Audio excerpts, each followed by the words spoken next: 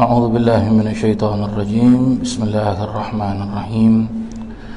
الفاتحة إلى حضرة النبي محمد رسول الله صلى الله عليه وسلم وأصحاب الكرام، ثم إلى صاحب المؤلف الكتاب للإمام زكريا الشرف النووي، ثم إلى صاحب مترجم هذا الكتاب للإمام حضرة المرحوم الحبيب أحمد بن محمد بن سميث، أن الله يفتح علينا وعليكم فتوح العارفين ويفقهنا وإياكم في الدين، وعلى من نوى أسلفنا الصالح، وعلى من نوى المتقدمين في هذا المسجد آل عبد الرزاق، وعلى من نوى شيخنا ومربينا الحافظ المسند سيد الوالد الحبيب عمر بن محمد بن سالم بن حفيظ، وإلى حضرة النبي محمد صلى الله عليه وسلم. الفاتحة. أعوذ بالله من الشيطان الرجيم. بسم الله الرحمن الرحيم. مالك يوم الدين. إياك نعبد وإياك نستعين. اهدنا الصراط المستقيم صراط الذين أنعمت عليهم غير المغضوب عليهم ولا الضالين. آمين. نويت تعلم وتعليم وتذكر وتذكير والنفع والانتفاع والإفادة والاستفادة والحث على التمسك بكتاب الله وسنة رسول الله صلى الله عليه وسلم، ودعاء إلى الهدى والدلالة على الخير ابتغاء وجه الله وقربه وثوابه. اللهم ارزقنا يا ربي فهم النبيين وحفظ المرسلين وإلهام الملائكة المقربين برحمتك يا أرحم الراحمين، والحمد لله رب العالمين. Muslimin dan muslimat, hadirin dan hadirat yang dirahmati Allah Subhanahu wa taala. Begitu juga kepada semua para jemaah yang menyaksikan pengajian ini secara live streaming.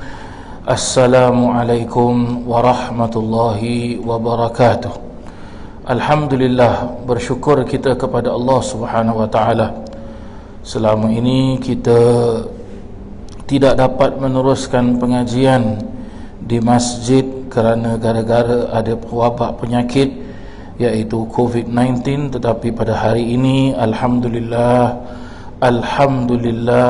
thumma alhamdulillah, bersyukur kita kepada Allah Subhanahu wa taala, kita dapat sama-sama menunaikan solat di rumah Allah, dapat sama-sama kita duduk i'tikaf di rumah Allah, dapat sama-sama kita memperdekatkan diri bertakarub kepada Allah Subhanahu wa taala, dan di samping itu dapat kita menimba ilmu, dapat kita talibul ilm. Mudah-mudahan dengan adanya pengajian hadis-hadis Nabi sallallahu alaihi wasallam daripada sebuah kitab Riyadhus Salihin yang disusun oleh Imamuna An-Nawawi rahimallahu taala, moga-moga pengajian ini dan sesiapa sahaja yang mengikutinya secara live streaming ataupun yang ada di masjid, mudah-mudahan Allah Subhanahu wa taala menjadikan pengajian ini pengajian yang barakah dan manfaat. Amin, Allahumma amin.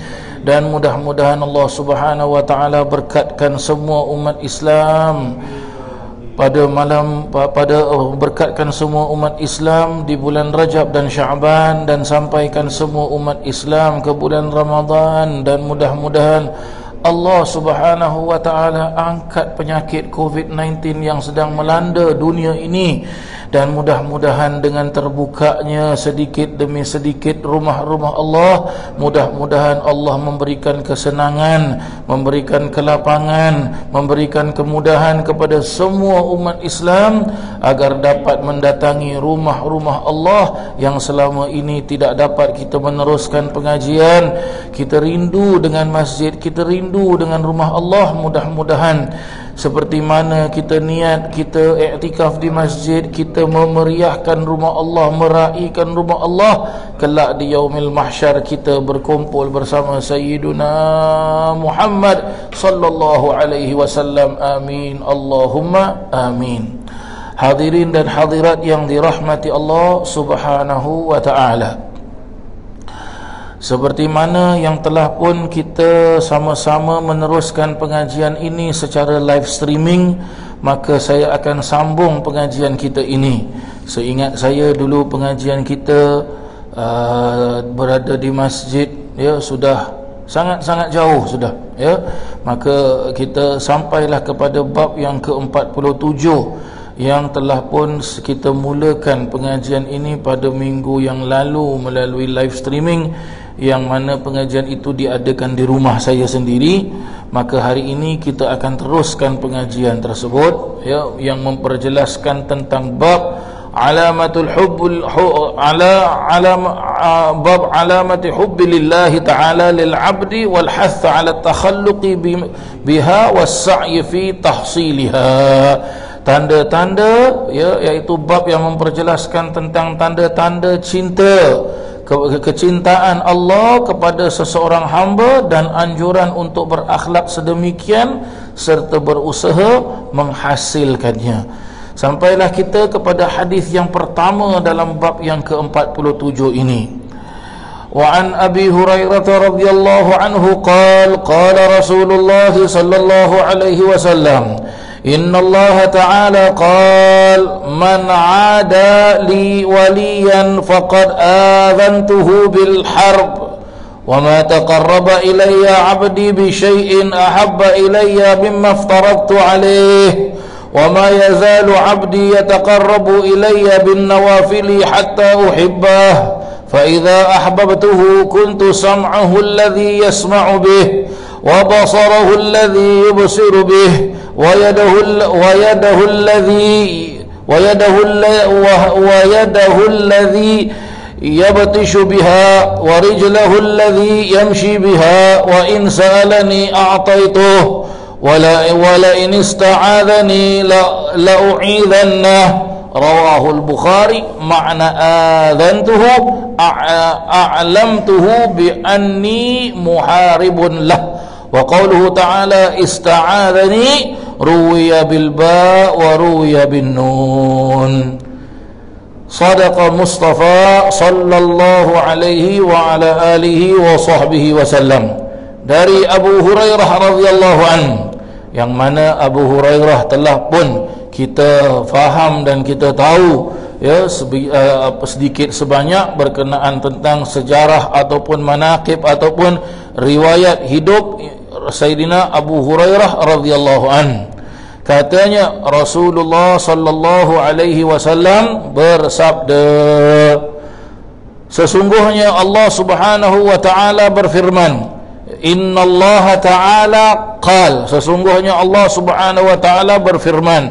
Maka fahamlah kita di sini bahwasanya kalaulah Rasulullah memperjelaskan sesungguhnya Allah Ta'ala itu berfirman, maka ia merupakan apa? Bukan Al-Quran, tetapi ia merupakan hadis dari ia merupakan hadis Rasulullah, tetapi yang disebut dengan hadis Qudsi, ya, hadis Qudsi, yang diperjelaskan bahwasanya man barang siapa. Berarti man di sini artinya ditujukan kepada manusia.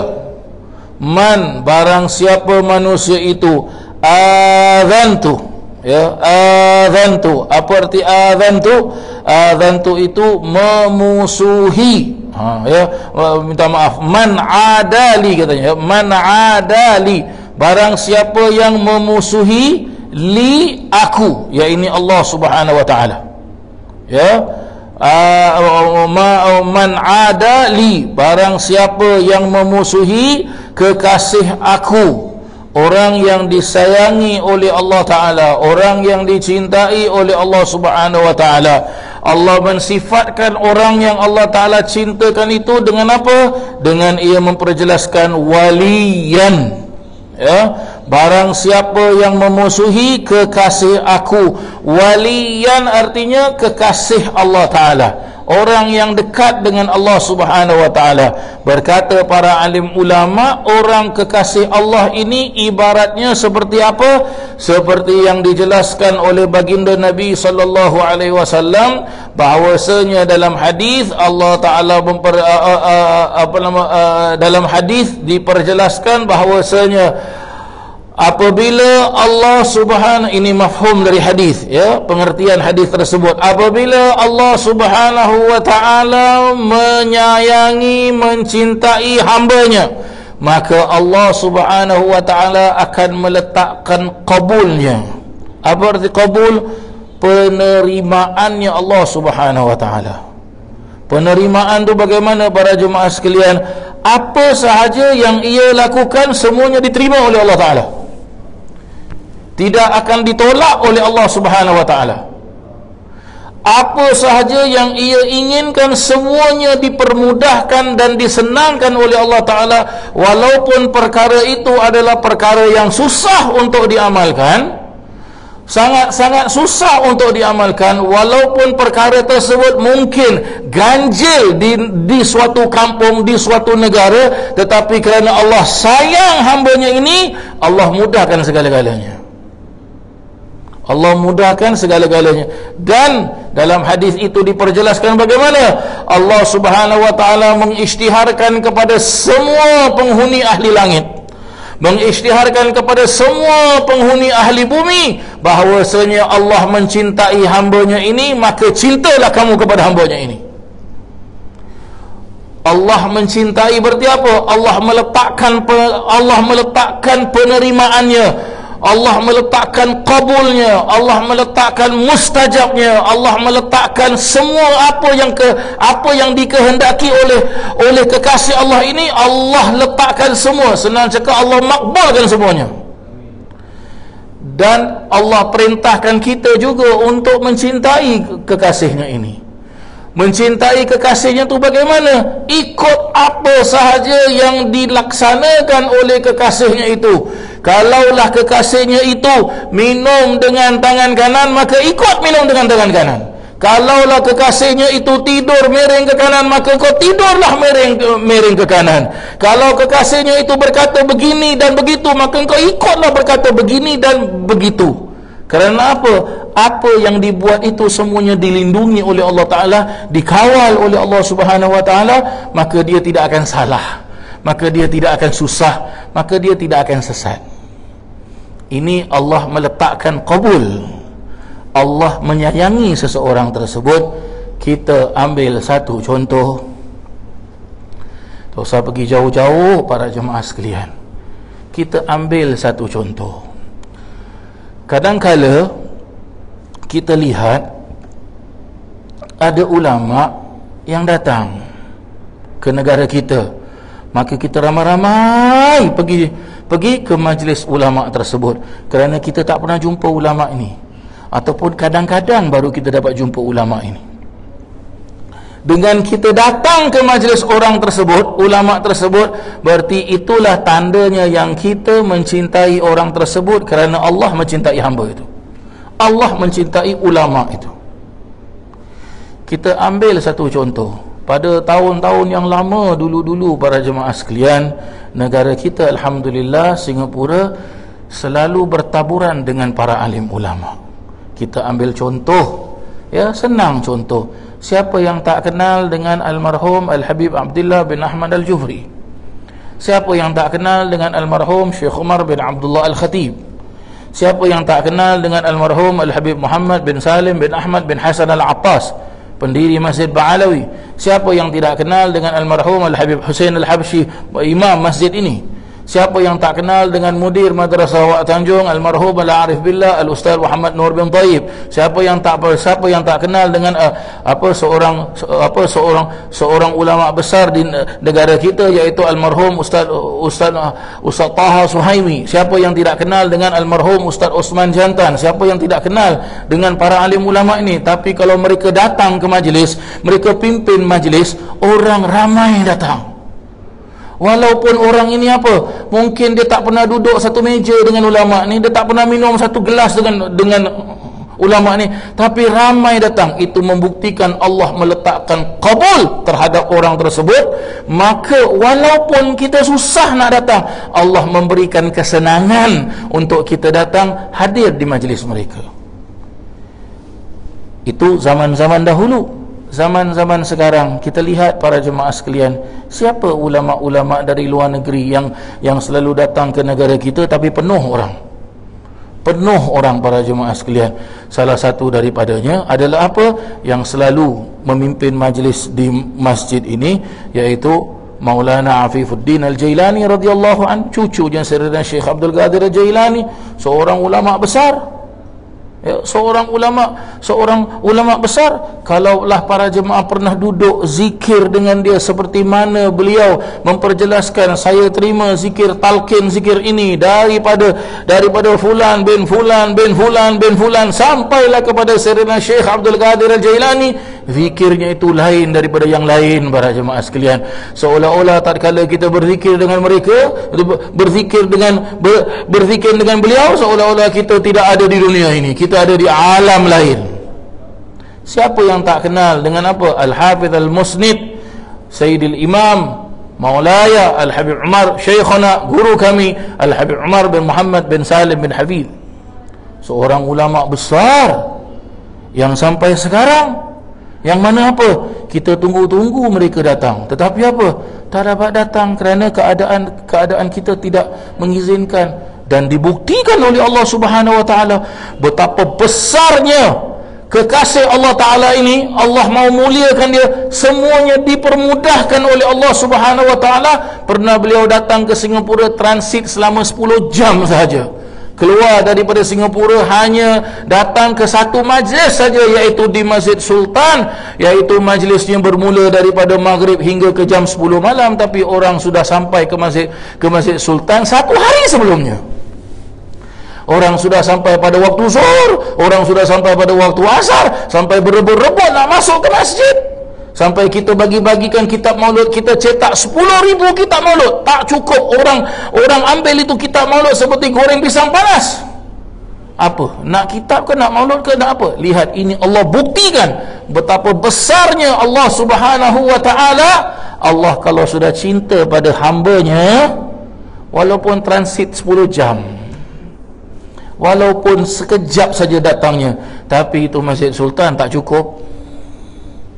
Ini membuktikan kemuliaan, kehebatannya Allah Ta'ala. Tapi di sini kita perlu fikir juga, bagaimana orang ini dapat pangkat begitu tinggi dari Allah Subhanahu wa Ta'ala. Berarti apa? Orang ini adalah orang yang dipilih oleh Allah Ta'ala.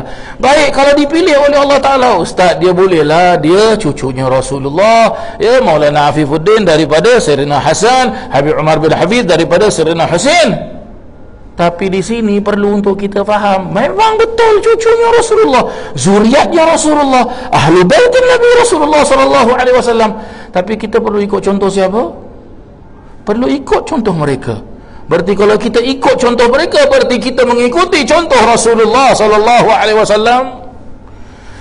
Sebab itu dalam hadis ini yang kita baca, Allah Ta'ala memperjelaskan, man ada waliyan faqad adzantuhu bil haq. Siapa yang memusuhi kekasihku, maka aku memberitahukan kepadanya bahawa ia akan ku perangi. Ya, adzantu berarti apa? Mengganggu kekasih Allah Ta'ala. Kalau dia mengganggu kekasih Allah Ta'ala, berarti dia menentang Allah. Berani kita tentang Allah Ta'ala, ha?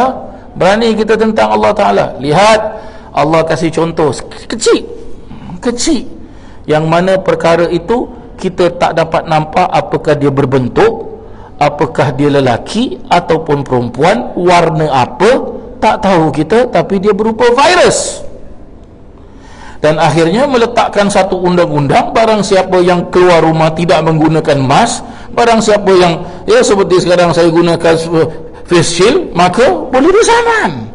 Dan tak boleh kumpul ramai-ramai, dibuka sedikit. Lihat, ini baru kecil saja Allah tunjukkan. Tapi orang-orang kekasih-kekasih Allah Subhanahu wa taala ini, apa mereka buat? Walaupun ini virus, walaupun ini kena pakai ini, kena pakai ini, tapi majlis mereka tidak pernah sunyi sepi. Majlis mereka tetap ramai orang yang hadir. Majlis mereka tetap, tak kala mereka buat live streaming, yang ikut hadir untuk menyaksikan secara live streaming bukan 1, 2 orang, bukan 10, 20 orang, tapi bukan ratus orang, ribu. Subhanallah. Ada sebahagian daripada mereka yang ikut pengajiannya itu apa?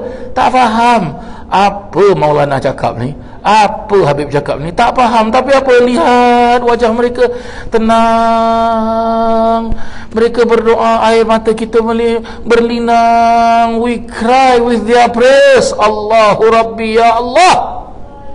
Hakata begini dia.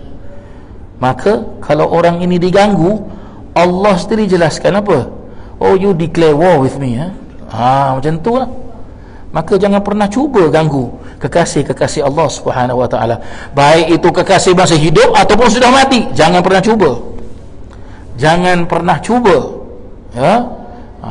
Jangan pernah cuba. Cubalah kita ganggu. Ya? Allah Subhanahu wa taala akan turunkan kekuasaannya. Kekuasaan Allah Subhanahu wa taala, kalau bukan di antara makhluk Allah taala, manusia yang akan bela orang yang dikasihi oleh Allah taala diganggu, maka akan terjadi perkara lain. Apa perkaranya? Wallahu alam, Allah sajalah yang mengetahui. Maka dengan ada COVID-19 ni pun kita perlu ambil iktibar. Perlu ambil iktibar agak-agak kenapa Allah menurunkan seperti gini sekali terjadi. Kenapa Allah memberikan kepandaian kepada manusia sampai manusia itu sendiri boleh ciptakan penyakit ini tersebar luas? Ataupun penyakit ini bukan daripada manusia tapi dia adalah virus dan sebagainya. Kenapa agaknya?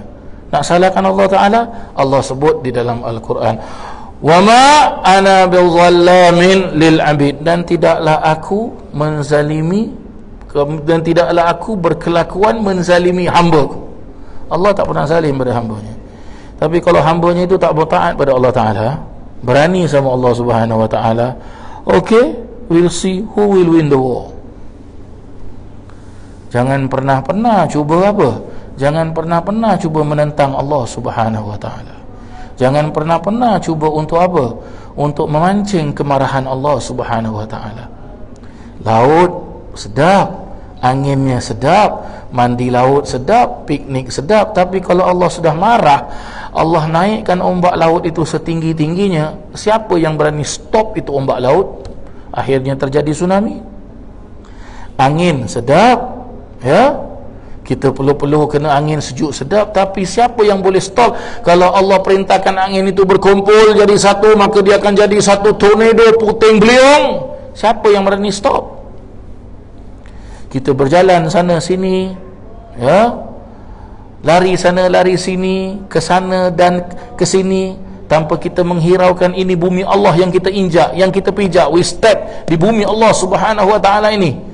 Tapi kalau Allah sudah mau goncangkan bumi Allah Ta'ala, siapa yang boleh stopkan goncangan Allah Ta'ala yang disebut dengan zalzalah, iaitu apa? Gempa bumi. Allah dah sebut dalam Al-Quran, idza zulzilatil ardu zilzalaha.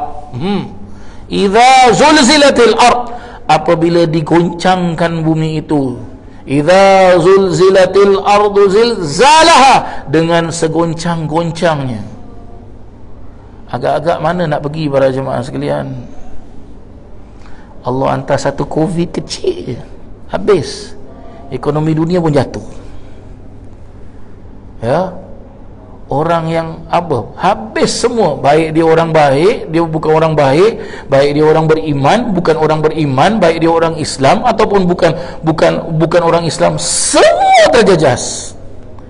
Kecuali ala inna awliya Allahi la khawfun alaihim wa la hum yahzanun.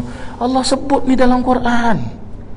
Allah sebut ini, wahai para jemaah yang ada di masjid, yang menyaksikan live streaming, Allah sebut dalam Quran. Ini bukan ucapan saya, bukan ucapan saya, tapi Allah sebut, ala inna awliya Allah, ketahuilah sesungguhnya wali-wali Allah, kekasih-kekasih Allah, la khaufun, tidak ada perasaan takut pada mereka, wala hum yahzanun, dan tidak ada perasaan sedih bagi mereka.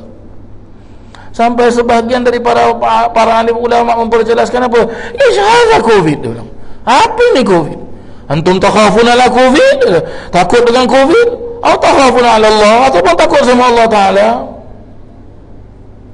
Sebab itu, bila terjadi perkara seperti ini, nah datanglah undang-undang, maka terpaksa kita ikut undang-undang. Mesti kita ikut undang-undang.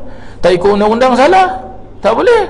Terpaksa kita keluar dengan face mask, terpaksa dengan face shield, terpaksa kita masuk masjid kena ada safe entry, terpaksa kita masuk masjid kena bawa sejadah sendiri, tak boleh solat rapat-rapat, kena renggang-renggang. Baik, siapa yang menjadikan penyebab seperti ini? Ya manusia sendiri mau. Manusia minta kan, maka ambil dia. Dan sekarang kalau sudah terjadi begini pun, kalau manusia itu tidak faham dan tidak sedar, tak tahulah nak cakap apa. Betul tak betul para jemaah sekalian? Apa? Ini disebut di dalam Al-Quran, bukan cakapnya saya. Nah. Ya. Dan diperjelaskan lagi, wa ma taqarraba ilayya 'abdi bi syai'in ahabba ilayya mimma aftaradtu 'alaih. Dan tidaklah seseorang hamba-Ku itu mendekat kepadaku dengan sesuatu yang amat Ku cintai lebih daripada apa ia melakukan, lebih daripada apabila ia melakukan apa-apa yang telah Ku wajibkan kepadanya. Ini pun kena faham juga para jemaah sekalian. Ini wajib, ya, hukum Allah Subhanahu wa taala. Para alim ulama memperjelaskan, fiha wajibat wa fiha masnunat. Ada yang wajib, ada yang sunnah. Tapi perlu juga kita perlu ingat para jemaah sekalian, mau memperdekatkan diri kepada Allah Ta'ala, tak cukup kita melaksanakan perkara yang wajib, perlu dengan perkara yang sunnah. Seperti kita solat, jangan hanya kita solat maghrib, jangan hanya kita solat isya, jangan hanya kita solat subuh, jangan hanya kita solat zuhur dan asar. Solat qabliyah ba'diyahnya solat. Ini waktu subuh para jemaah sekalian. Hadis dari Nabi SAW tahu apa diperjelaskan? Barang siapa yang bangun sebelum subuh dan ia dapat melakukan walaupun 2 rakaat sebelum masuk waktu subuh, dan setelah itu ia solat subuh, dan habis solat subuh dia duduk di atas tiga sembahyang dia tidak bangun, dan dia wirid sampai terbit matahari, dan dia setelah itu melaksanakan solat isyraq dan ditambah dengan solat duha, maka ia memperolehi pahala. Satu, Allah tetapkan pahala dia. Apa? Allah tetapkan rezeki dia takkan lari. Dia takkan lari, rezekinya tak akan lari. Kalau Allah tetapkan rezekinya itu pada hari tersebut dia akan dapat 10 million, maka dia akan dapat 10 million. Kalau pada hari tersebut Allah menetapkan rezeki ini dia akan dapat $1, maka $1. Usahalah macam-macam, tetap $1. Satu, rezeki. Nombor 2, Allah Subhanahu wa taala buat apa? Allah Subhanahu wa taala haramkan jasadnya menyentuh api neraka, dan dia tidak akan diganggu oleh manusia-manusia yang jahat. Siapa yang ada hasad dengki dengan dia, semuanya tidak diganggu. Dan on top of that, Allah kurniakan dia pahala seperti ia melaksanakan ibadah haji. Apa pahala ibadah haji para jemaah sekalian? Cuba kita buka kitab fikih. Diperjelaskan apa pahala ibadah haji. Al-hajj mabrur laisa lahul jaza illa al-jannah. Haji yang mabrur, yang diterima oleh Allah Ta'ala, tidak ada pahala yang layak baginya kecuali syurganya Allah Ta'ala. Khalas. Tapi itu dia, zaman sekarang kadang-kala orang memahami agama Islam, orang mau mendekatkan diri kepada Allah Subhanahu Wa Ta'ala setakat menunaikan yang wajib. Habis solat, Assalamualaikum warahmatullahi, Assalamualaikum warahmatullahi, dah bangun dah. Seperti tadi imam kita baca, itu imam kita baca, Allahumma antas salam wa minkas salam wa ilaika ya'udus salam. Itu bukan doa imam tau para jemaah sekalian, itu Rasulullah baca itu doa. Rasulullah baca itu doa. Habis daripada sembahyang, imam pusing, tidak menghadap kiblat, tapi apa? Menghadap kepada kanan sana, betul tak apa? Itu Rasulullah buat itu. Ada sahih itu hadis. Subhanallah 33, Alhamdulillah 33, Allahu Akbar 33. Itu sahih tu para jemaah sekalian. Rasulullah sendiri baca tu. Rasulullah sendiri baca itu. Tapi itu zaman sekarang orang lupakan perkara ni. Yang penting aku solat, bes, selesai. Sebab apa? Dalam solat semua dah doa apa? Masya Allah. Kita mau dekatkan, tengok Allah Ta'ala jelaskan dalam hadis ini, nak mendekatkan diri kepada Allah Subhanahu Wa Ta'ala bukan hanya dengan perkara-perkara fardu lah. Tak cukup perkara-perkara fardu. Perkara fardu itu adalah apa? Perkara yang compulsory. Awak kerja, office bilang punch card pukul 9, masuk keluar pukul 6. Itu compulsory sudah tu. 9 to 6 compulsory sudah. Tapi kalau awak punch card bukan pukul 9, punch card pukul 8, bila keluar bukan punch pukul 6, tapi keluar apa? Kalau punch card pukul 7, pukul 8, akhirnya bos tengok, oh pekerja aku rajin, sebelum pukul 9 dah masuk, dah pukul 6 tak balik-balik, dia selesaikan kerja. Okey, increment dia kasih, tertiman bonus dia kasih. Itu begitu caranya.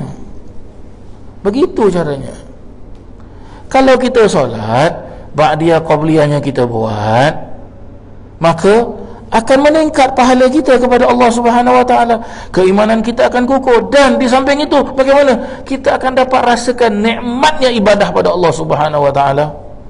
Cuba tanya kepada para alim ulama, apabila mereka ataupun kita buka kisah-kisah para alim ulama, kisah-kisah para alim ulama. Ni ulama yang karang kitab ni sekarang ni. Imam Nawawi rahimallahu taala. Kalau kita buka sejarah Imam Nawawi rahimallahu taala, pernah tak kita dengar Imam Nawawi rahimallahu taala kahwin? Imam Nawawi ada anak, Imam Nawawi ada isteri. Pernah dengar tak? Tak pernah dengar. Tapi bila kita dijelaskan apa? Aku tak ada waktu untuk kahwin, kata Imam Nawawi. Sepertiga waktu aku untuk ibadah, sepertiga untuk aku menulis, sepertiga untuk aku menyebarkan. Kenapa? Dia sudah rasa nikmatnya ibadah, nikmatnya menulis ilmu, dan nikmatnya menyebarkan ilmu.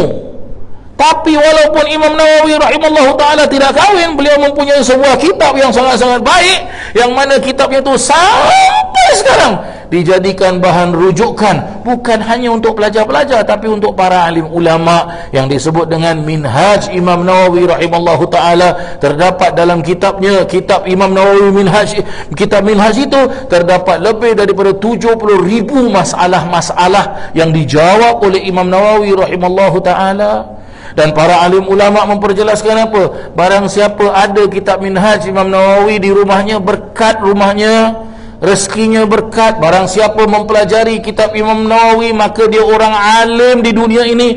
Barang siapa faham dan hafal dan amalkan dan ada kitab Imam Nawawi, maka dia jadi mufti dunia. Hadza Imam Nawawi. Ini Imam Nawawi rahimallahu ta'ala, para jemaah sekalian. Pun kekasih Allah Subhanahu Wa Ta'ala. Buktinya, lihat, kita tak jumpa Imam Nawawi. Sudah ratusan tahun sudah ini, ratusan tahun, tapi kitab Imam Nawawi sampai sekarang masih ada.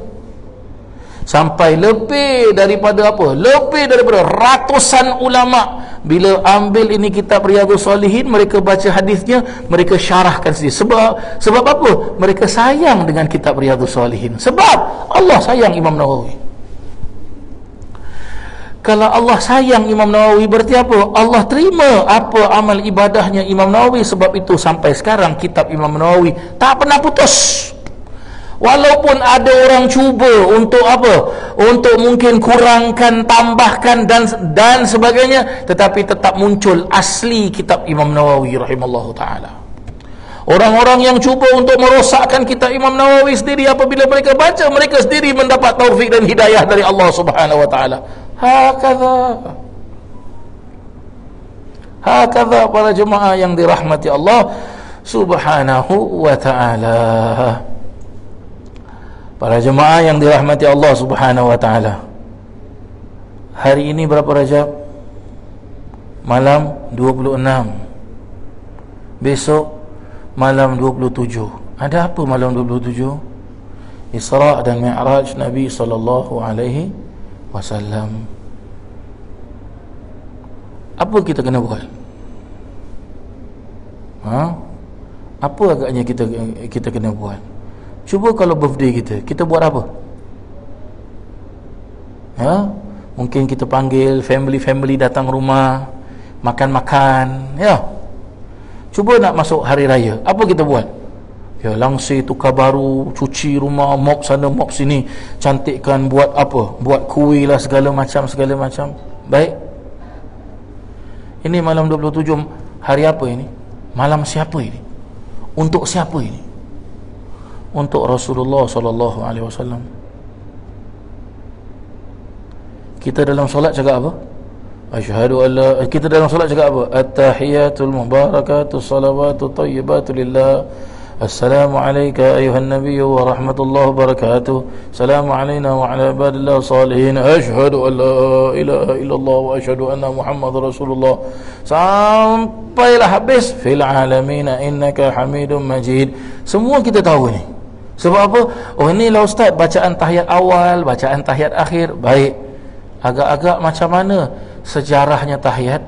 Ini sejarah tahiyat malam 27 bulan Rajab. Ini yang kita baca ini para jemaah sekalian dalam solat kita, baik dia tahiyat awal ataupun tahiyat akhir. Ini adalah khitab. Para alim ulama memperjelaskan. Saya dengar sendiri daripada guru saya Al-Muhaddith Al-Haramain Al-Sharifain Al-Habib Muhammad bin Alwi bin Abbas Al-Maliki rahimallahu ta'ala. Beliau meriwayatkan hadisnya, ada di dalam kitabnya Anwarul Bahiyah, memperjelaskan apa? Hadhihi al-kulimat, dia bilang hadhihi al-kalimat al-khitab baina Rasul wa ini apa? Perkataan apa? Kalimat-kalimat ini, ucapan-ucapan ini adalah apa? Perbualan, percakapan antara Rasulullah dan Allah Subhanahu wa taala. Maka boleh kita faham kenapa para jemaah sekalian, malam 27 Rajab, untuk senang kita faham, adalah apa? Birthday solat. Sebab intipati, contoh yang boleh kita ambil di dalam peristiwa Isra' dan Mi'raj, ibadah solat. Baik, Allah turunkan syariat haji, Allah berfirman. Allah turunkan syariat zakat, Allah berfirman. Allah turunkan syariat puasa, Allah berfirman, ya ayyuhalladzina amanu kutiba alaikumus shiyam kama kutiba alal ladzina min qablikum la'allakum tattaqun. Allah turunkan syariat salat, Allah berfirman. Tak. Tapi Allah buat apa Ustaz? Allah jemput Nabi SAW dari Masjidil Haram Makkah sampai ke Masjidil Aqsa di Baitul Maqdis, dan sampai dimi'rajkan oleh Allah Subhanahu wa taala ke Sidratul Muntaha. Sidratul Muntaha adalah apa? Kawasan yang paling tinggi yang boleh dicapai oleh manusia. Tapi bukan manusia sembarangan. Hanya Mustafa sallallahu alaihi wasallam yang boleh sampai. Allah nak turunkan syariat solat, Allah jemput Nabi Muhammad sallallahu alaihi wasallam. Sebab itu kalau kita buka Al-Quran, buka surah Al-Isra', Allah sebut apa kisah ini? Subhanalladzi. Subhanalladzi. Apa maksud tu? Apa maksud tu? Buka kitab tafsir, ada sebahagian dari para alim ulama memperjelaskan apa? Allah memberikan declaration kepada alam ini, tak ada satu manusia pun boleh buat macam apa Allah buat. Walaupun manusia boleh cipta kapal terbang Concorde, boleh pakai lagi sekarang? Dah habis tak boleh pakai. Walaupun manusia boleh cipta kapal terbang A380, boleh masuk ratusan orang, tapi pernah tak kita dengar itu malam juga apa? Itu malam juga dipart dari apa? Dari Mekah pergi ke Baitul Maqdis, dan itu malam juga daripada Baitul Maqdis balik ke Mekah dalam tempoh 1 malam. Ada juga sebahagian dari para alim ulama jelas bukan 1 malam, tapi apa? Nampak tak? Apa maksud dia? Begitu cepat, cap selesai. Bagi siapa yang dah pernah pergi Baitul Maqdis, tahulah macam mana seksa je nak masuk. La ilaha illallah. Saya saja pasport saya kena limpah. Apa nak buat? Apa nak buat para jemaah sekalian? Tapi lihat, ini Allah turunkan syariat ini. Maka bila Allah turunkan syariat ini, Nabi mengajarkan kepada umatnya, seharusnya kita apa? Berarti ini compulsory tau. Compulsory, ini 5 waktu, subuh, zuhur, asar, maghrib, isyak. Tak boleh tinggalkan. Tak ada ceritanya apa, hari ni saya penat lah, jadi saya off lah. No, tak ada. Hari ni saya overtime kerja, jadi saya penat lah. Tak ada. Para alim ulama jelaskan apa? Nak tinggalkan solat? Boleh, no problem, boleh, no problem, boleh, ya boleh. Tapi kena pilih jadi 2. Kena pilih, salah satu dari 2 kena pilih. Satu, kena pilih jadi orang gila. Sebab syarat solat adalah orang itu apa? Ada akal. Ya, cuba kita belajar fikir. Syarat untuk solat orang tu apa? Akil, berakal, balik cukup umur. Kalau berakal berarti apa? Akal dia function. Dia tahu, ini sekejap lagi ni dah pukul berapa ni? Coming to 8:25. Sekejap lagi dah nak masuk waktu isyak. Berarti akalnya sihat. Ya, akalnya sihat. Kalau tak nak solat, boleh. Akal dia tak sihat, jadi orang gila. Siapa nak jadi orang gila? Ada volunteer? Tak ada. Yang ikut live streaming nak jadi orang gila? Tak ada. Okey, kalau nak jadi orang gila, Ustaz tadi bilang 2, lagi 1 apa Ustaz? Dah lah, senang. Kalau awak belajar bab fikir, bab sembahyang, ada cara-cara sembahyang. Salah satu caranya seperti biasa berdiri. Tak boleh berdiri duduk, tak boleh duduk baring, tak boleh, ya, kalau dah baring sakit juga tak boleh bergerak apa-apa. Bergerak dengan isyarat, tangan kita ke, jari kita ke, dengan isyarat pun tak boleh. Sembahyang dengan hati katanya. Ini sebut dekat dalam kitab fikir. Dalam hati pun tak boleh. Mari kita sembahyangkan dia.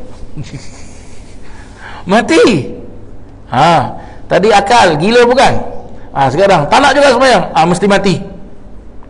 Sebab apa? Mana ada cerita orang mati sembahyang? Kalau orang mati sembahyang, kita tahu dekat Cuakang kubur sana ada masjid pusaraman. Kalaulah tiap-tiap waktu azan, kubur tu terbuka, semua orang bangun sembahyang. Siapa nak jadi imam, siapa nak jadi Bilal? Panggil saya daripada imam pun tak apalah, terima kasih, alhamdulillah, tak boleh, aku balik sudah. Tengok pada sebab sekalian. Kata. Tapi zaman sekarang berapa ramai orang yang solat 5 waktu ini? Kalaulah rumah kita dekat dengan kawasan masjid ini, sebelum terjadi Covid, berapa ramai yang datang ke masjid? Boleh dikira. Bila dah Covid ni, barulah nak ke masjid, nak gitu, nak gini, nak gitu, nak gini. Sampai dekat masjid kena apa? Kena cek temperature ke debu, ditanya bawa sejadah tak? Kalau tak bawa sejadah tak boleh masuk. Mengamuk, gaduh. Apa di masjid, kita datang masjid tak boleh masuk masjid. Sekarang baru mau cakap kah? Dari dulu tak ada ni safe entry, semua tak mau datang. Tak, maaflah para jemaah sekalian, tapi ini hakikatnya terjadi. Maka besok malam 27, walaupun kita tak boleh nak buat seperti biasa, tapi apa para jemaah sekalian, kalaulah birthday kita, nak hari raya kita boleh cantikkan rumah kita. Ini hari kebesaran agama Islam, hari kemuliaan Nabi Muhammad sallallahu alaihi wasallam. Apa salahnya kita cantikkan rumah kita? Kenapa pula ni? Kita cuci toilet, mop rumah kita, ya, wangi-wangikan rumah kita. Ada apa? Siapa nak datang? Tak, niat nak sambut Isra Mi'raj. Walaupun aku bukan ustaz, siapa nak datang dengarkan aku syarahan? Walaupun bukan ustaz, tapi niat apa? Meraihkan hari kebesaran Islam. Hakata. happy dengan datang hari kebesaran Islam, syukur dengan datang hari kebesaran Islam, kerana Allah berkatkan kita di bulan Rajab dan Sya'ban, dan mudah-mudahan Allah sampaikan kita ke bulan Ramadan. Fahakadha para jemaah yang dirahmati Allah Subhanahu wa ta'ala. Mudah-mudahan ya, kita semua memperoleh pelajaran yang manfaat, pelajaran yang barakah daripada kitab Imam Nawawi rahimallahu ta'ala. Dan mudah-mudahan dengan terbukanya kembali pengajian hadis ini, pengajian hadis, membaca hadis Nabi SAW, membaca tingkah laku, percakapan, perbuatan Nabi SAW, mudah-mudahan Allah mustajabkan semua doa-doa kita, Allah makbulkan semua doa-doa kita, Allah ampunkan dosa-dosa kita, Allah berkatkan orang tua kita dan guru-guru kita, dan Allah Subhanahu wa ta'ala mudah-mudahan senantiasa memelihara Masjidil Haram, memelihara Masjidil Nabawi, memelihara Masjidil Aqsa, dan mudah-mudahan Allah turunkan keamanan ke atas muka bumi Allah Subhanahu wa ta'ala. Amin, Allahumma amin. Bisirril Fatihah. A'udzu billahi minasyaitonir rajim. Bismillahirrahmanirrahim. Ar-Rahman Ar-Rahim, Maliki yaumiddin, iyyaka na'budu wa iyyaka nasta'in, ihdinas siratal mustaqim, siratal ladzina an'amta 'alaihim ghairil maghdubi 'alaihim waladdallin. Amin. Allahumma barik lana fi Rajab wa Sya'ban wa ballighna Ramadan ya Allah. Allahumma ighfir lana wa liwalidina warhamhum kama rabbawna saghira. Allahumma ighfir jami'a masyayikhana wa ustadzana wa muallimina wa habaibana warhamhum kama rabbawna saghira. ربنا آتنا في الدنيا حسنة وفي الآخرة حسنة وقنا عذاب النار وأدخلنا الجنة مع الأبرار يا عزيز يا غفار يا رب العالمين. وصلى الله على سيدنا محمد وعلى آله وصحبه وسلم والحمد لله رب العالمين. Mohon maaf atas segala kekurangan. Wabillahi taufiq wal hidayah wa birrullah wal inayah. Wassalamualaikum warahmatullahi wabarakatuh.